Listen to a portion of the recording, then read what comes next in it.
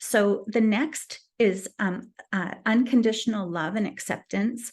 It's connection to growth mindset. So Lev Vygotsky and Jean Piaget were instrumental in our field in understanding how children grow and develop and why starting early is so important. They taught us, and they got the psychological field thinking about critical and sensitive stages of development.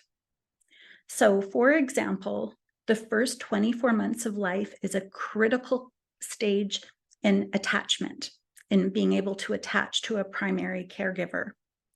The first 6 years of life is incredibly important for language acquisition. The first 10 and 12 years of life is very important for the development of higher level reasoning skills. And what resilience and systems theory tells us is that doing different things at different times has different outcomes. And we can get to the nuts and bolts just by understanding that we need to do things as early as we can. And that is the first point of the compass, which is start early, okay?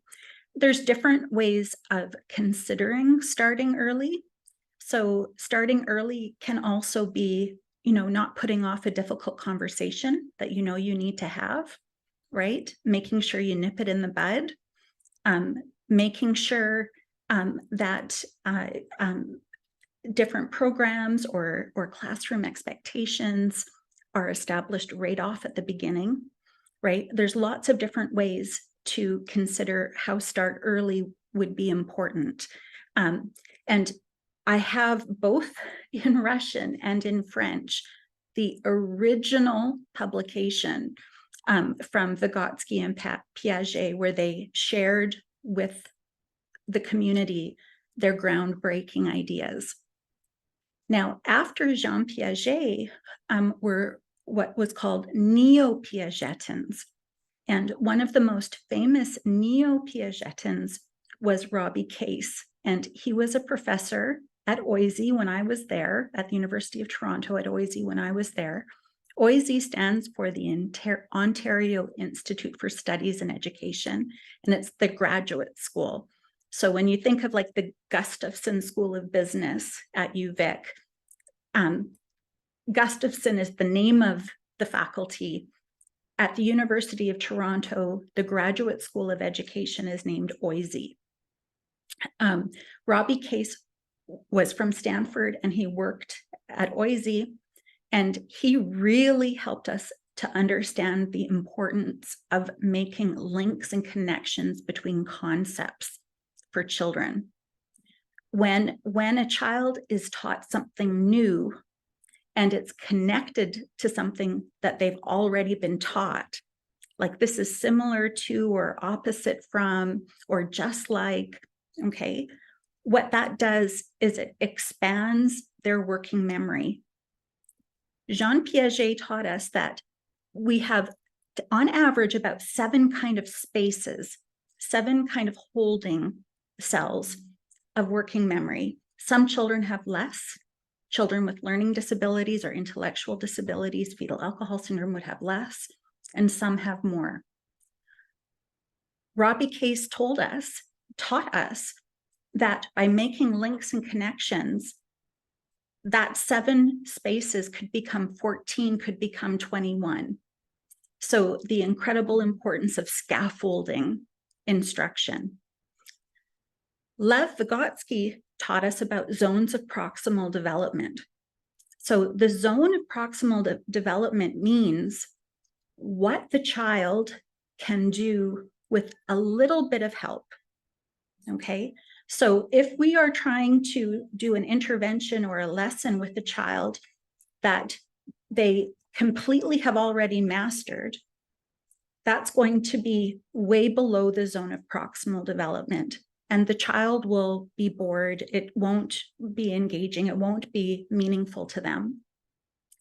Similarly, if the intervention or the lesson is way harder than what the child is able to do, the child may experience learned helplessness, may just shut down, give up, okay?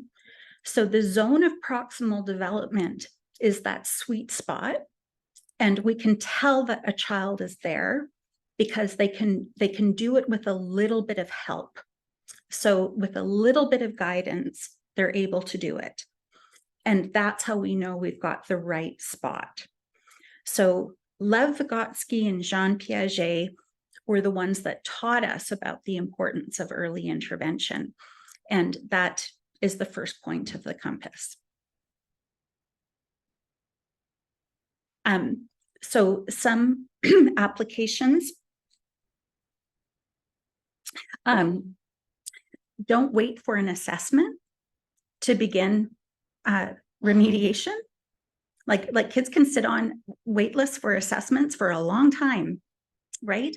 We shouldn't wait. We should just jump in and do what we think they need while we're waiting for a designation or for some information. And don't hesitate to refer kids for assessment before grade 3. You know, there's what we do at MindKey is if we think a child in grade 1 or 2 might have a learning disability, we phrase it as may have a learning disability, and we recommend certain intervention, and we invite the parent and the child to come back 1 year later for free to do reassessment to see if they've made growth, if there's been response to intervention. And if after that reassessment they've caught up, we're good. If they still show challenges, then we can recommend a designation. But families aren't going to waste money if they have a child assessed early. We must address challenges as early as possible, okay? And that's any kind of challenge, whether it's a social tension, a learning challenge, a colleague to colleague challenge, a teacher to parent challenge. We must always address challenges as early as we possibly can. And we need to encourage others to do the same. Okay, so that is the concept of start early. So the key takeaways are: use the compass to navigate situations, start early, and development creates openings in the system that allow us to foster resilience.